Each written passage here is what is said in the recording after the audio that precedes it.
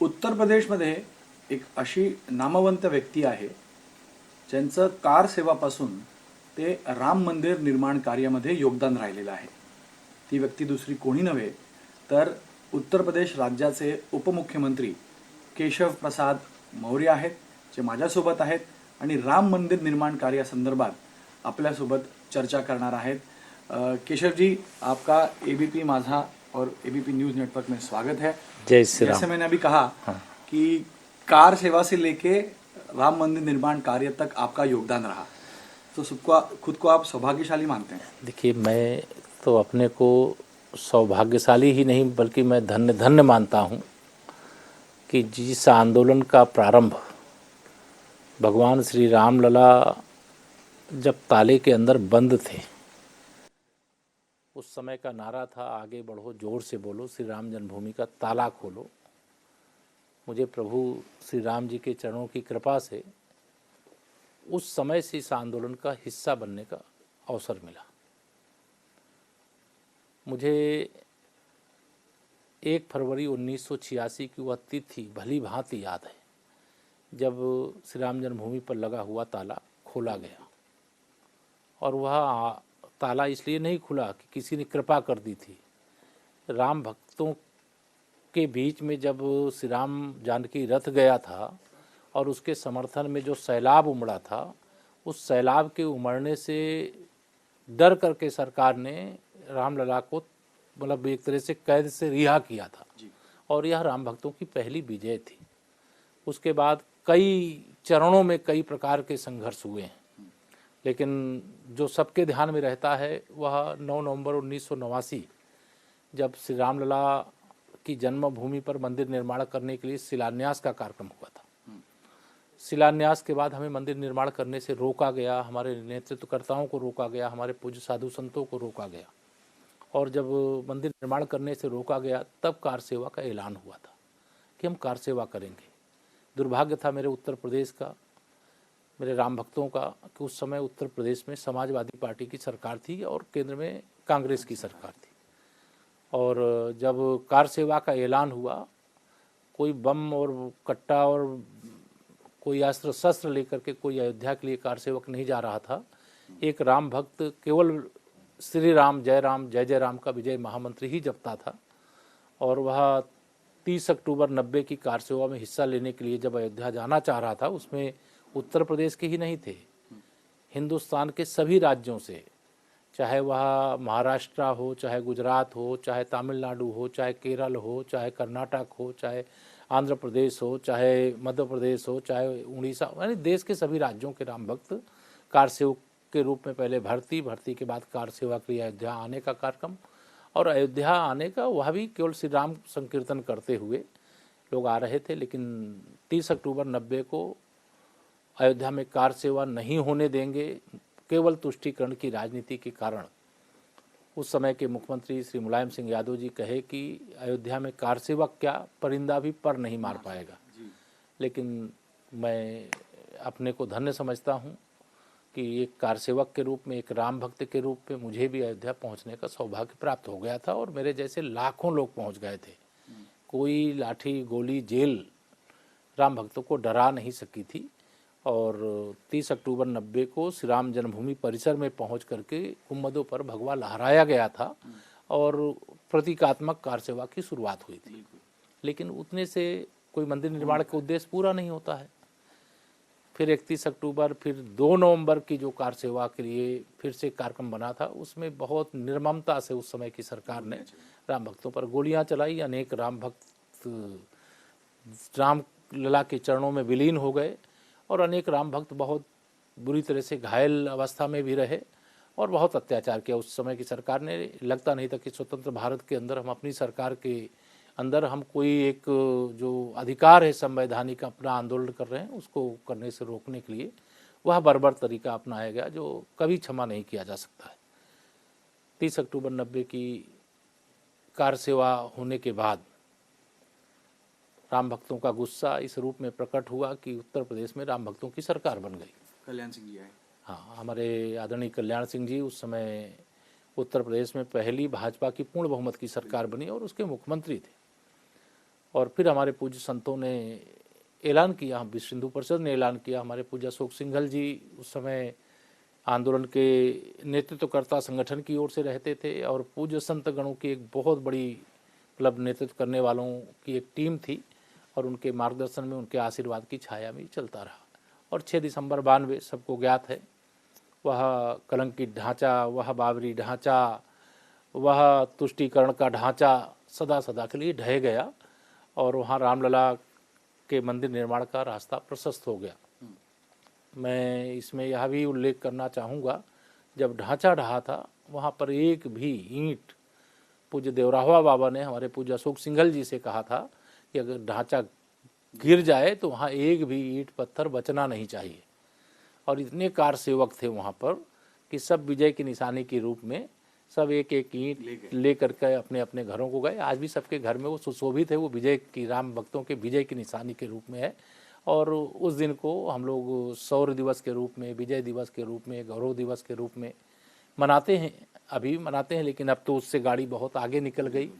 और यह सारे आंदोलन का निष्कर्ष, मैं एक बात जरूर बलपूर्वक कहता हूँ, हम इस आंदोलन में बहुत सारे नारे, बच्चा बच्चा राम का, श्री राम जन्मभूमि के काम का, जिस हिंदू का खून न खौला खून नहीं वो पानी है, रामलला के काम ना आवे वो बेकार जवानी है, और सौगंध राम की खाए हैं, मंदिर वहीं बनाएंगे, मंदिर भव्य बनाएंगे। विरोधी हमारा मजाक उड़ाते थे उस समय कि तारीख नहीं बताएंगे, लेकिन अब तो तारीख का ऐलान है, 22 जनवरी 2024 हमारे रामलला अपने जन्म स्थान पर विराजमान होने जा रहे हैं। आप सबके माध्यम से भी और हम लोग जितना भी जानते हैं, राम भक्तों में खुशी की लहर है। लोगों को अता पता ही नहीं है कि राम भक्त 550 साल के बाद जब हमारे भगवान अपने जन्म स्थान पर विराजमान हो रहे हैं तो खुशी को किसी भी नापक यंत्र से नापा नहीं जा सकता। तो आज वह खुशी है और इसका श्रेय मेरे प्रधानमंत्री मोदी जी को जाता है। मैं आपकी भावनाएं समझ सकता हूं, क्योंकि उस समय आप भी युवा होंगे। हमारे महाराष्ट्र में कार सेवा को लेकर कई बार राजनीति हुई, अभी भी हो रही है। हमारे भी उप डीसीएम हैं देवेंद्र फडणवीस साहब, वो ये कहते हैं कि उन्होंने भी जमकर आगे कार सेवा की थी, जेल में बंद हुए थे। तो एक तरह से उस समय की जो युवा पीढ़ी थी वो कार सेवा करने पहुंची, और एक बात ये थी कि युवाओं के बीच में जो आक्रोश था वो कहीं ना कहीं उस दिन नजर आया था। आप उसका वर्णन कैसे करेंगे? देखिए, मैं यह मानता हूं कि जब देश स्वतंत्र हुआ और भगवान सोमनाथ का मंदिर भी श्री राम जन्मभूमि के मंदिर की तरह आक्रांताओं के कारण से तोड़ दिया गया था, ध्वस्त कर दिया गया था, मंदिर को तहस नहस कर दिया गया था। और धन्य है भारत रत्न सरदार वल्लभ भाई पटेल जी, जिन्होंने भगवान सोमनाथ के मंदिर के जीर्णोद्धार का कार्य तो आज़ादी के मिलने के तत्काल बाद शुरू कर दिया। और वह काम केवल एक मंदिर के लिए नहीं होना चाहिए था। उस समय की सरकार की जिम्मेदारी थी कि वह अयोध्या, काशी और मथुरा की समस्याओं का भी समाधान करते, लेकिन तुष्टीकरण की घिनौनी घटिया राजनीति के कारण से वह काम उस समय नहीं हुआ था। मैं आज याद करना चाहता हूँ यहाँ पर अपने श्रद्धेय आडवाणी जी को, जिन्होंने सोमनाथ से अयोध्या तक की एक यात्रा निकाली थी, जिसके सूत्रधार देश के वर्तमान प्रधानमंत्री माननीय नरेंद्र मोदी जी थे। और माननीय नरेंद्र मोदी जी यात्रा के साथ साथ चल रहे थे। जब आप कहीं पर भी जाएंगे एक पत्रकार के रूप में भी, तो लोग खुश कितने हैं, नाराज कितने हैं, वो पीड़ा में कितने हैं, वो भक्ति के भाव में कितने हैं, यह आप जब एक स्थान की जगह अनेक स्थान पे जाओगे तो सब देख लोगे। देश के राम भक्तों का दर्द, देश के राम भक्तों की भावनाएं, देश के राम भक्तों का गुस्सा, यह सब मेरे वर्तमान प्रधानमंत्री माननीय नरेंद्र मोदी जी ने देखा था। जब वह देश के प्रधानमंत्री बने तो उन्होंने जो किया है उसके लिए एक एक राम भक्त, मैं भी एक राम भक्त के नाते आदरणीय प्रधानमंत्री मोदी जी का ऋणी अपने को मानता हूं कि अगर नरेंद्र मोदी जी देश के प्रधानमंत्री नहीं होते तो शायद हम उत्तर प्रदेश के अंदर जो सरकार बना पाए 2017 में, तो शायद हम सरकार नहीं बना पाते। अगर देश और प्रदेश दोनों जगह सरकार नहीं होती तो देश की सर्वोच्च अदालत में मुकदमे की जो बहुत एक नियमित सुनवाई हो पाई, वह सुनवाई नहीं हो पाती। रामलला का जन्मस्थान है, सारे साक्ष्य, सारे प्रमाण, सारे धर्म ग्रंथ सब कुछ चिल्ला चिल्ला के कह रहे थे, लेकिन देश में राम जन्मभूमि पर मंदिर निर्माण की विरोधी कांग्रेस पार्टी ने कहा था भगवान राम नहीं हुए। देश की सर्वोच्च अदालत में शपथ पत्र दे दिया राम सेतु के विषय में कि यह तो काल्पनिक कथा है। देश के संविधान जो की कॉपी है उसमें देखें तो अब पहले प्रश्न में श्री राम दरबार विराजमान है। देश के संविधान के विरुद्ध भी जाकर के उन्होंने सर्वोच्च अदालत में शपथ पत्र दे दिया था। कितना घाव लगा था राम भक्तों को, इसका अंदाज़ा कांग्रेस को शायद नहीं रहा होगा।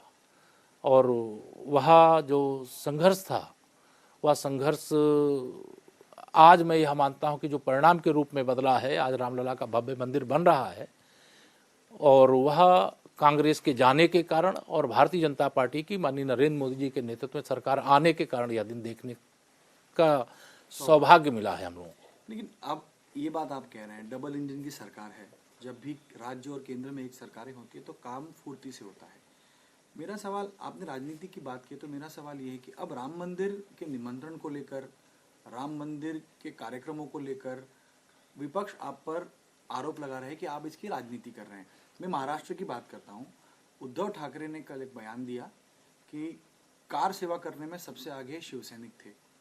उनकी पार्टी कहती है कि हमारे पार्टी प्रमुख बाला साहेब ठाकरे के बेटे को नहीं बुलाया गया है क्योंकि भाजपा इसे अपना एजेंडा चलाने के लिए, अपना कार्यक्रम बनाने के लिए कोशिश में है। देखिए, पूज्य बाला साहब ठाकरे जी के चरणों में हम प्रणाम करते हैं। वह नो डाउट हिंदुत्व के एक महान योद्धा थे। उनका श्री राम जन्मभूमि मंदिर निर्माण के लिए खुला समर्थन रहता था। लेकिन श्री उद्धव ठाकरे जी अगर यह समझते हैं कि विरासत में उनको उनकी संपत्ति मिल गई या विरासत में उनको शिवसेना मिल गई, उद्धव ठाकरे शिवसेना आज के समय में यही कहूँगा मैं, और अगर वह यह समझते हैं कि वह पूज्य बाला साहब ठाकरे जी का स्थान उनको मिल जाएगा, तो मुझे लगता है वो गलतफहमी में। एक बात। दूसरी बात, श्री राम जन्मभूमि पर भव्य मंदिर निर्माण और प्राण प्रतिष्ठा समारोह का आयोजन श्री राम जन्मभूमि तीर्थ क्षेत्र ट्रस्ट कर रहा है, श्री राम जन्मभूमि मंदिर निर्माण समिति कर रही है। यह निमंत्रण पत्र न केंद्र की भारतीय जनता पार्टी की सरकार भेज रही, न उत्तर प्रदेश की भारतीय जनता पार्टी सरकार भेज रही है, और न भारतीय जनता पार्टी भेज रही है। यह ट्रस्ट के द्वारा भेजा जा रहा है। जिनको निमंत्रण जा रहा है वो जिनको भेज रहे हैं, और जो अयोध्या आएंगे उन सबका हम स्वागत करते हैं। किसको निमंत्रण दें, किसको निमंत्रण ना दें, ये ट्रस्ट का विषय है, साधु संतों का विषय है। और जो राजनीति इसमें देख रहे हैं, मैं आपको बता दूं, वह राजनीति देखने वाले इस मुद्दे पे राजनीति मैंने कहा 1947 से हो रही है। एक कांग्रेस जिसने मुस्लिम तुष्टीकरण की राजनीति के कारण इस प्रकार के विषय का जो आज़ादी के तत्काल बाद, आज हमारे प्रधानमंत्री जी क्या कहते हैं, विरासत पर गर्व करना है और गुलामी की निशानी को मिटाना है। ये कितनी बड़ी बात कही है। और यह काम क्या पंडित नेहरू जी नहीं कर सकते थे? कर सकते थे, उन्होंने नहीं किया, और आज ये काम हो रहा है। तो इस प्रकार से जो निमंत्रण मांग रहे हैं, मैं उस पर कोई मेरी टिप्पणी नहीं है। मेरा इतना ही कहना है कि रामलला के प्राण प्रतिष्ठा समारोह में जिनको निमंत्रण जाएगा उनका स्वागत है, और जिनको निमंत्रण नहीं जाएगा तो रामलला विराजमान होने के बाद अब अनंत काल तक अपने जन्मस्थान पर विराजमान रहेंगे, और जो भी उसके बाद भी आना चाहेगा स्वागत है। लेकिन उनके आरोपों के बारे में क्या कहेंगे? उद्धव ठाकरे कहते हैं कि भाजपा ने प्रभु श्री राम को किडनैप कर लिया, अगवा कर लिया है, और राम के नाम पर ही 24 में वोट मांगे जाएंगे, या उसी कोशिश में भाजपा है। देखिए, मैं श्री उद्धव ठाकरे जी के बारे में इतना ही कहूँगा कि वो कुसंगति का शिकार हो गए, अन्यथा वह भारतीय जनता पार्टी का साथ छोड़ करके ऐसी पार्टी के साथ कभी नहीं जाते जिस पार्टी को पूज्य बाला साहब ठाकरे जी ने कभी भी अपने निकट भी आने का अवसर नहीं दिया था। वहाँ उस संगत में, गलत संगत में पड़े हैं, इसलिए इस प्रकार के वो आरोप लगा रहे हैं। भगवान श्री राम के नाम पर या भगवान श्री रामलला के जन्मभूमि पर मंदिर के नाम पर हम राजनीति करते भी नहीं हैं, वो हमारी आस्था का केंद्र है। लेकिन अगर कोई ये सोचता है कि राम जन्मभूमि पर मंदिर निर्माण का विरोध करके, भगवान श्री रामलला को काल्पनिक बता करके वह राम भक्तों का वोट प्राप्त कर लेगा, तो वह विषय जब चुनाव आएगा तब उसका जरूर हम जवाब देंगे। अभी तो हम खुशी मना रहे हैं, श्री राम जय जय राम का संकीर्तन कर रहे हैं। देश भर के राम भक्तों को जब अयोध्या का अक्षत हाथ में दिया जाता है कि रामलला विराजमान होने जा रहे हैं, 22 जनवरी के बाद आइए आप रामलला का दर्शन करिए, लोगों की आंखों से खुशी के आंसू छलक रहे हैं। क्या भाव है। मैं तो दिन भर मीडिया के माध्यम से भी, सोशल मीडिया के माध्यम से भी देखता हूं, मैं स्वयं रोमांचित हूं कि हम सोच नहीं सकते थे कि ताला खोलने के बाद और रामलला का भव्य मंदिर हम इसी जीवन में देख पाएंगे। लेकिन भगवान राम की कृपा से आज वह दिन हमको देखने को मिला है। मैं अपने को सौभाग्यशाली मानता हूं और ऐसा शुभ समय आ गया है कि जिसकी जितनी प्रशंसा की जाए, देश के प्रधानमंत्री जी की जितनी प्रशंसा की जाए, हमारे तीर्थ क्षेत्र ट्रस्ट के सभी माननीय पदाधिकारियों की जितनी प्रशंसा की जाए, जो पूज्य संतगण इस कार्य में लगे हुए उनकी जितनी प्रशंसा की जाए वो कम होगी। और ये श्री रामलला का भव्य मंदिर कोई न पार्टी का है, न कोई जाति का है, न कोई धर्म का है, बल्कि यह राष्ट्र मंदिर है, राष्ट्र की आस्था का केंद्र है, राष्ट्र की एकता का केंद्र है। और इस मंदिर के लिए इतने लोगों का योगदान है, शायद जितने लोगों का योगदान किसी को नहीं। क्या मुसलमान जो इस देश के अंदर है उनके पूर्वज भगवान श्री राम नहीं है? उनके भी पूर्वज राम हैं, हिंदुओं के पूर्वज भी राम हैं। हम भगवान के रूप में मानते हैं, उनके लिए पुरखे होंगे। लेकिन उनकी तरफ से एक स्पेशल, मतलब एक समुदाय की तरफ से, खासतौर पर मुस्लिम समुदाय की तरफ से लगातार ये आरोप रहे।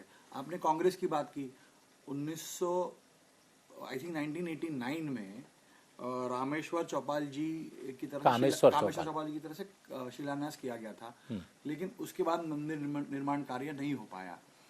कांग्रेस यही कहती है कि हमने ही तो शुरुआत की थी, तो हमको ही इससे वंचित क्यों रखा? कांग्रेस दुविधा में दोनों गए, माया मिली न राम। एक तरफ भगवान श्री राम को काल्पनिक बताते हैं, दूसरी तरफ जब हम आंदोलन करते हैं तब रामलला की जन्मभूमि का ताला खुलता है। तीसरी तरफ राम भक्तों का वोट लेने के लिए शिलान्यास आप करने की अनुमति दोगे। कोई भी घर बनाना होगा, भगवान रामलला का घर या मंदिर बनाना है, शिलान्यास करने दोगे और मंदिर बनाने नहीं दोगे और श्रेय लेना चाहोगे, सजा मिलेगी। कांग्रेस को श्रेय नहीं मिल सकता है। कांग्रेस ने राम भक्तों के साथ छल किया है, धोखा किया है। कांग्रेस ने राम भक्तों को की आस्था से खिलवाड़ किया है। कांग्रेस ने तुष्टीकरण की घिनौनी और घटिया राजनीति की है और इसकी सजा उसे मिली है और आगे भी मिलेगी।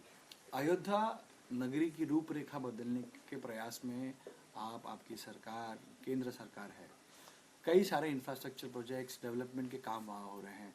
मैं कहीं पढ़ रहा था कि 85,000 करोड़ का इन्वेस्टमेंट आने वाले समय में राज्य में आएगा। बड़ी बड़ी कंपनी आ रही हैं।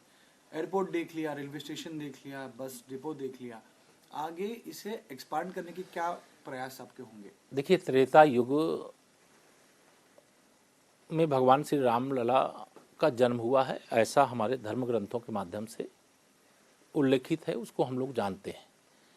त्रेता युग का एक संस्मरण यह भी है, श्री रामचरितमानस के माध्यम से भी है, कि भगवान श्री राम लंका विजय के बाद पुष्पक विमान में बैठ करके अयोध्या आए थे।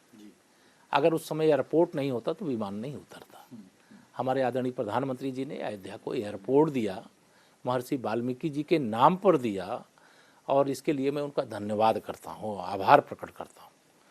अंतर्राष्ट्रीय स्तर का रेलवे स्टेशन अयोध्या धाम जंक्शन के नाम से दिया, इसके लिए भी आदरणीय प्रधानमंत्री जी के प्रति राम भक्त कृतज्ञता ज्ञापित करते हैं। अयोध्या के विकास का जो रोड मैप, आप जो सारा चित्र देख रहे हैं, ये एक एक निर्देश, एक एक सुझाव, यह जो भी है, ये माननीय प्रधानमंत्री नरेंद्र मोदी जी के कथनानुसार, उनके निर्देशानुसार हम लोग कर रहे हैं। डबल इंजन की सरकार राम भक्तों के लिए हर वह काम करके देना चाहती है जिससे कि अयोध्या आने वाले किसी राम भक्त को कोई असुविधा ना हो। जहां तक दूसरा पक्ष है, जब से माननीय प्रधानमंत्री नरेंद्र मोदी जी के हाथ में देश की बागडोर आई है, पर्यटन कितना बड़ा, धार्मिक पर्यटन कितना बड़ा है। मैं केवल अगर काशी का उदाहरण दूँ, काशी में भी अभी एक विवादित ज्ञान व्यापी का परिसर है, उस पर बात आज नहीं करने का विषय है, लेकिन काशी विश्वनाथ धाम आदरणीय प्रधानमंत्री जी का हमारे संसदीय क्षेत्र है। उसको बनाने के बाद 2 वर्ष में 13 करोड़ धार्मिक पर्यटक काशी विश्वनाथ मंदिर दर्शन करने के लिए आए। 13 करोड़। और अयोध्या में जब इतनी बड़ी संख्या में लोग आएंगे तो रोजगार का तो अंबार लगने जा रहा है। इसमें रोजगार भी है, व्यापार भी है और आस्था भी है। और मैं अभी देख रहा था कांग्रेस के राष्ट्रीय अध्यक्ष आदरणीय प्रधानमंत्री जी गए लक्षद्वीप, तो उस पर टिप्पणी कर रहे थे। मैंने कहा कितनी सोच खराब है।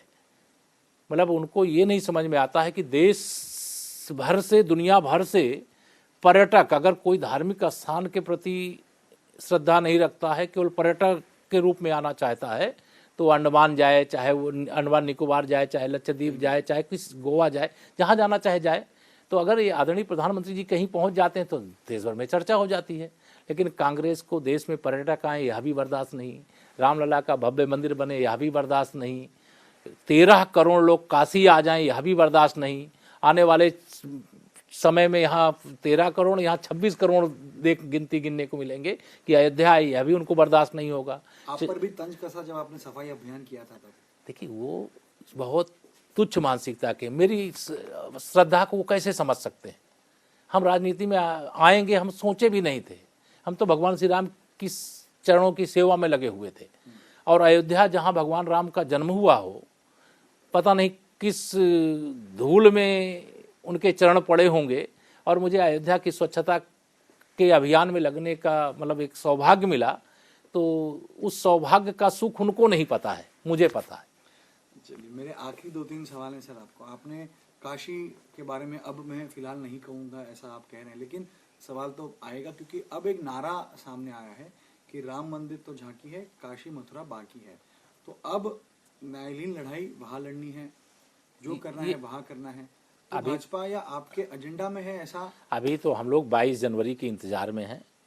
22 जनवरी को देश भर के पूज्य साधु संतों सबके स्वागत की तैयारी में है और श्री रामोत्सव की धूम मची हुई है, उस आनंद में है। जहाँ तक काशी और मथुरा की बात है तो यह श्री राम जन्मभूमि आंदोलन के समय से ही यह अभियान शुरू हुआ। जब ढांचा ढह गया तो उसी दिन ये नारा लगा था, अयोध्या हुई हमारी है, अब काशी मथुरा की बारी है। राम कृष्ण विश्वनाथ तीनों लेंगे एक साथ, ये राम जन्मभूमि आंदोलन शुरू होने से पहले का नारा था। तो ये तो सब नारे हैं और उसके आधार पर संघर्ष हैं और राम भक्तों की आस्था के केंद्र हैं। भगवान राम की जन्मभूमि मुक्त हो गई, हमारे लिए गर्व की बात है। काशी विश्वनाथ का वह स्थान जहाँ पर अभी ज्ञानव्यापी मस्जिद के रूप में ढांचा खड़ा है, भगवान श्री कृष्ण की जन्मभूमि मथुरा, वो मामला न्यायालय के समझ विचाराधीन है। हम लोग न्यायालय के निर्णय पर भरोसा रखते हैं और पहले भी कहते थे कि या तो बातचीत से या तो न्यायालय के निर्णय से जो फैसला होगा वो स्वीकार होगा। आपका कहना है वो सपना? मैं एक शिव भक्त के नाते, एक कृष्ण भक्त के नाते ये कह सकता हूँ कि निश्चित तौर से कभी न कभी वह भी दिन हम लोगों को देखने को मिलेगा कि जैसे रामलला का भव्य मंदिर है वैसे बाबा विश्वनाथ जी का धाम भी तैयार होगा, भगवान श्री कृष्ण की जन्मभूमि भी तैयार होगा। तमाम जगह से योगदान भी आ रहा है राम मंदिर बनाने में।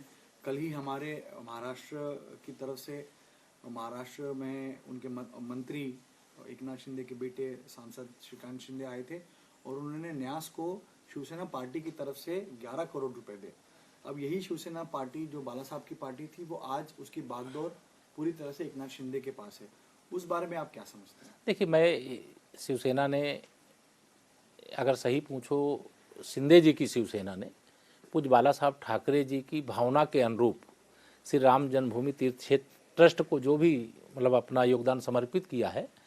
मैं भी एक राम भक्त हूँ और उनके इस योगदान को प्रदान करने के लिए उनको धन्यवाद भी करता हूँ। अच्छा किया है और सारे भेद भूल करके सबको, मैं तो बार बार कहता हूँ भगवान राम सबके थे, सबके हैं, सबके रहेंगे। और आज जिस प्रकार का आचरण कर रहे हैं जो तथाकथित विपक्षी, जिनको भाजपा से बैर है, जिनको हमारे प्रधानमंत्री मोदी जी से बैर है, जिनको 2024 में जिनकी खैर नहीं जनता रखने वाली, मतलब उनको पराजय का स्वाद चखाने वाली है, वो सब चिढ़ रहे हैं। उनको यह समझ में ही नहीं आ रहा है कि हमें क्या करना चाहिए, क्या नहीं करना चाहिए, और उल्टे सीधे वो रोज बयान दे रहे हैं। लेकिन मैं यह मानता हूं कि एकनाथ शिंदे जी ने बहुत अच्छा काम किया, उसका मैं स्वागत करता हूं। और जो भी राम भक्त के रूप में अयोध्या आएगा वह हमारी पार्टी के साथ जुड़ा है चाहे दूसरे किसी दल का है, हम उनका सबका स्वागत करते हैं, हमें किसी से बैर नहीं है। लेकिन हमें खुशी इस बात की है, जिस राम मंदिर के लिए भारतीय जनता पार्टी का एक एक कार्यकर्ता कारसेवक की तरह लड़ाई लड़ा था, आज उसी रामलला के चरणों में सारे विरोधी दलों को भी ये दिखाना पड़ रहा है कि हम भी राम भक्त हैं, हम भी राम के हैं। हम तो कहते ही हैं राम सबके हैं, सब राम के हैं, ये हम कहाँ कहते हैं कि नहीं है। आखिरी सवाल मेरा, 22 जनवरी का वो दिन, भव्य तैयारी है, भव्य कार्यक्रम है, राम भक्तों को, एक सभी हिंदुओं को किस तरह का कार्यक्रम, किस तरह का आयोजन उस दिन के लिए देखने मिलने वाला है आपकी तरफ से? देखिए, मैं तो सबसे पहले तो उस दिन का मैं भी बहुत बेसब्री से इंतज़ार कर रहा हूँ और उस दिन को लेकर के बहुत, जैसे कह लीजिए कि कब वह दिन आ जाए जल्दी से जल्दी और वह दृश्य हम लोग देख पाएँ, इसको लेकर के हम लोग भी इंतज़ार में हैं। लेकिन देश के हमारे प्रधानमंत्री जी 30 दिसंबर को अयोध्या धाम आए थे और एक बहुत बड़ी जनसभा के माध्यम से उन्होंने देशवासियों से, प्रदेशवासियों से सबसे अपील की है कि हमें 2 काम करना है।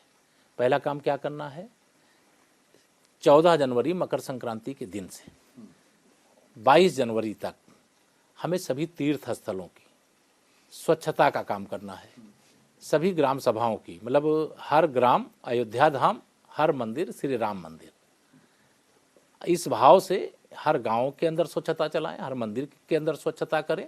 और 22 जनवरी को जब रामलला विराजमान हो जाएंगे तो दीपावली मनाएं। दीपावली के उत्सव की इतनी तैयारी चल रही है, मैं आपको बता रहा हूँ, मेरे पास आते रहते हैं फीडबैक, इतना लोग तैयारी कर रहे हैं, घर की पुताई करा रहे हैं, रंगाई करा रहे हैं, मंदिरों की सफाई करा रहे हैं। अभी 14 जनवरी नहीं आई है, लेकिन लोग अभी से एकदम पूरी तरह से पूरे दीवानगी के भाव से पूरा लगे हुए भक्ति के भाव से। और चूँकि श्री राम जय जय राम यह विजय महामंत्र है।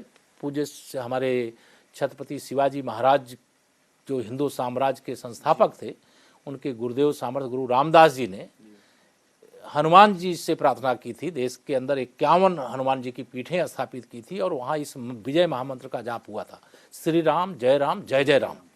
मंदिर निर्माण के लिए भी पूज्य अशोक सिंघल जी ने किसी पूज्य संत के द्वारा बताए जाने के बाद पूरे देश में श्री राम जय राम महामंत्र का जाप करवाया, देश के अंदर राम भक्तों की सरकार बने इसके लिए जाप करवाया। और उस जाप का परिणाम है कि देश में राम भक्तों की सरकार भी है, रामलला का भव्य मंदिर भी है और यह संकीर्तन फिर गूंजेगा। अभी 22 जनवरी के पहले से अभी से गूंजना शुरू हुआ, दिन भर तो जहाँ देखो वहाँ राम नाम की धूम मची हुई है। मेरे प्रभु की बड़ी लीला है, मैं तो इनका चमत्कार देख करके मैं चरणों में नमस्कार करता हूँ। हनुमान जी की ये पूरी लीला है, क्योंकि हनुमान जी राम जी के कार्य के लिए सदैव तत्पर रहते हैं। 6 दिसंबर 92 का मैंने दृश्य देखा है अपनी आंखों से। इन हाथों में उतनी ताकत नहीं थी कि उस गुम्मद को तोड़ा जा सके, उन कुदालों में इतनी ताकत नहीं थी, लेकिन हनुमान जी की लीला ऐसी थी कि ध्वस्त हो गया घंटों में वह ढांचा और रामलला के मंदिर निर्माण का मार्ग प्रशस्त हुआ था। तो आज भी रामलीला है, हनुमान जी की लीला है और राम भक्तों की विजय यात्रा है, राम नाम का संकीर्तन है, राम नाम की धूम है और राम विरोधियों का हाजमा खराब है। 2024 में फिर से राम भक्तों की सरकार आएगी, क्या प्रभु श्री राम का आशीर्वाद वो तो मिलेगा? सुनिश्चित है, उसको लेकर के किसी प्रकार का देश की जनता, चाहे वो राम भक्त के रूप में हो, चाहे राष्ट्रभक्त के रूप में हो, चाहे गरीबी के संकट का सामना करने वाले लोग जो अब गरीबी रेखा से बाहर निकले वो हों, चाहे हमारी महिलाएं माताएं बहनें हों, जिनके लिए 2023 नारी शक्ति बंधन अधिनियम 2023 33% आरक्षण देने का काम हुआ और महिला सशक्तिकरण की दिशा में काम हो रहा है, चाहे देश की युवा पीढ़ी हो जिनको लगता है मोदी जी के हाथों में देश सुरक्षित है और देश आगे बढ़ रहा है, तो वह पूरी तरह से, मैं तो यह मानता हूं कि मुझे जो लगता है हम उत्तर प्रदेश का तो गारंटी के साथ बता सकते हैं 80 की 80 सीटें एक साथ लड़ें, चाहे अलग अलग लड़ें, 80 की 80 सीटें मोदी जी को तीसरी बार प्रधानमंत्री बनाने के लिए हम जीतवा करके देने जा रहे हैं। हमें विश्वास है, हम जनता के बीच में हैं, हमें ये पता है। हमारा ये मानना है कि अगर गुजरात 26 की 26 दे सकता है, राजस्थान 25 की 25 दे सकता है और एमपी की एक सीट पिछली कम हो गई थी, तो उत्तर प्रदेश भी 100% दे सकता है। इस दिशा में हम लोग काम कर रहे हैं, जनता तैयार बैठी है। मैं तो ये मानता हूं कि भाजपा, नो डाउट हमारा संगठन तंत्र बहुत मजबूत है, बूथ स्तर तक मजबूत है, लेकिन हमारा चुनाव, मोदी जी का चुनाव जनता अपने हाथों में लिए बैठी, इंतजार कर रही कब चुनाव आवेगा, कब मतदान करना पड़ेगा, कब कमल की बटन दबाना पड़ेगा। कमल की बटन दबा करके वो सोचेंगे कि हमने भगवान श्री रामलला के चरणों में कमल का फूल चढ़ा दिया। चलिए, यानी जो 2024 में हिंदुत्व और विकास को लेकर आप जनता के बीच जाएंगे. तर केशव प्रसाद मौर्य जी इथं स्पष्ट करतायत की ज्या प्रकारे त्यांनी कारसेवा केली, ज्या प्रकारे त्यांनी आज मंदिर निर्माण कार्य पाहिलेलं आहे, त्यांच्या हातातनं ते घडतंय, त्याला पाहून त्यांची भावना व्यक्त करण्यासारखी नाहीये. आनंदित आहेत ते आणि अशाच प्रकारची भावना प्रत्येक राम भक्ताच्या मनात आहे. आणि म्हणून 22 जानेवारी ही दिवाळी असेल आणि दिवाळी सारखंच सण संबंध देशामध्ये राम भक्त साजरा करणार आहेत. आणि येणारा काळ अयोध्येसाठी एक स्वर्णिम काळ असेल, ज्यामध्ये सगळं काही चांगलं होणार आहे. आणि प्रभू श्री रामाच्या नगरी अयोध्येमध्ये जो कायापालट सुरू आहे, त्यासाठी राज्य आणि केंद्र सरकार मिळून काम करत आहे. आणि म्हणून जे राजकारण करतायत, जे आरोप करतायत भाजपावरती की त्यांनी रामाच्या नावाचं राजकारण केलंय मतदानासाठी, निवडणुकींसाठी, त्यांना सद्बुद्धी द्यावी हीच ते म्हणतायत. आणि सर्वांचं स्वागत या राम जन्मभूमीमध्ये केशव प्रसाद मौर्य करतायत. कॅमेरामॅन अनिल संगरेसह गणेश ठाकूर, एबीपी माझा, लखनौ. एबीपी माझा, उघडा डोळे बघा नीट.